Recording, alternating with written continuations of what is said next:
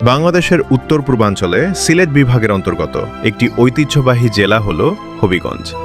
ইতিহাস, সংস্কৃতি, নদী, হাওর এবং চা বাগানের সৌন্দর্যে ঘেরা এই অঞ্চল বহু শতাব্দীর ঐতিহ্য বহন করে চলেছে।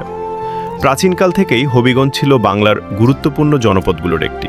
ধারণা করা হয় এই অঞ্চলে বহু আগে থেকেই মানুষের বসতি গড়ে উঠেছিল নদীকেন্দ্রিক সভ্যতার মাধ্যমে। খোয়াই নদী, সুতাং নদী এবং কুশিয়ারা নদীকে ঘিরে গড়ে ওঠে কৃষি, মৎস্য এবং ব্যবসা বাণিজ্য। নদীপথ ছিল মানুষের যোগাযোগ এবং পণ্য পরিবহনের প্রধান মাধ্যম। প্রাচীন সময়ে হবিগঞ্জ অঞ্চল বৃহত্তর শ্রীহট্ট বা সিলেট অঞ্চলের অংশ ছিল। বিভিন্ন সময়ে এই অঞ্চলে হিন্দু রাজা, স্থানীয় জমিদার এবং মুসলিম শাসকদের প্রভাব দেখা যায়। মধ্যযুগে সুলতানি আমল ও পরে মোগল আমলে এই অঞ্চলের প্রশাসনিক গুরুত্ব বৃদ্ধি পায়। মোগল শাসন আমলে কৃষি ও ব্যবসা বাণিজ্যের প্রসারের মাধ্যমে হবিগঞ্জ ধীরে ধীরে সমৃদ্ধ অঞ্চলে পরিণত হয়।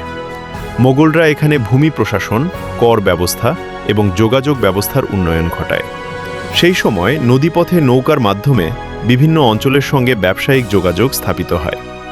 পরবর্তীতে অষ্টাদশ ও ঊনবিংশ শতাব্দীতে ব্রিটিশ শাসনের সময় হবিগঞ্জে শুরু হয় নতুন এক ইতিহাস।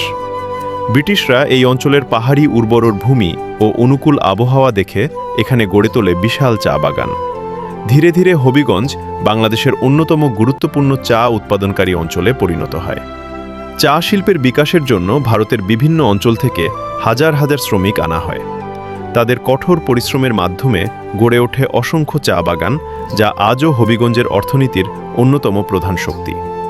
ব্রিটিশ আমলে রেল লাইন, সড়ক এবং প্রশাসনিক অবকাঠামো নির্মাণের মাধ্যমেও এই অঞ্চলের উন্নয়ন ঘটে।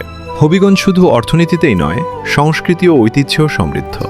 এই অঞ্চলের মানুষ লোকসঙ্গীত, গ্রামীণ মেলা, পালাগান এবং ঐতিহ্যবাহী উৎসবের মাধ্যমে নিজেদের সংস্কৃতিকে ধরে রেখেছে শত বছর ধরে। কৃষি, মৎস্য এবং চা শিল্প এখানকার মানুষের জীবন ও সংস্কৃতির সঙ্গে গভীরভাবে জড়িত। 1947 সালে ভারত বিভক্তির পর হবিগঞ্জ পূর্ব পাকিস্তানের অংশে পরিণত হয়। এরপর ধীরে ধীরে রাজনৈতিক আন্দোলন এবং সাংস্কৃতিক সংগ্রামের মধ্য দিয়ে এগিয়ে যেতে থাকে এই অঞ্চল। 1971 সালের মহান মুক্তিযুদ্ধে হবিগঞ্জ গুরুত্বপূর্ণ ভূমিকা পালন করে। পাকিস্তানি বাহিনীর বিরুদ্ধে এই অঞ্চলের মুক্তিযোদ্ধারা সাহসিকতার সঙ্গে প্রতিরোধ গড়ে তোলেন। বিভিন্ন স্থানে সংঘটিত হয় সম্মুখ যুদ্ধ।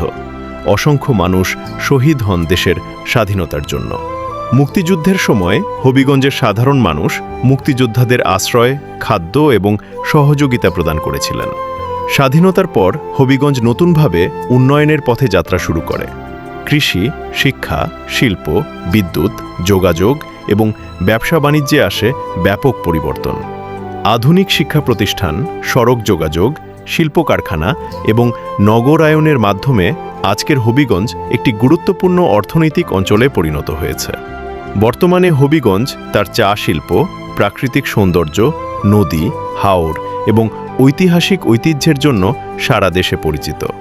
প্রতিদিন শত শত মানুষ এই জেলার সৌন্দর্য ও ইতিহাসকে কাছ থেকে দেখতে আসে।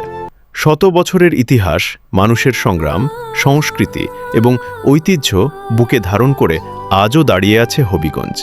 এ যেন বাংলাদেশের ইতিহাসের এক গর্বিত ও জীবন্ত অধ্যায়। Hobbyganj, the land of heritage, tea and history.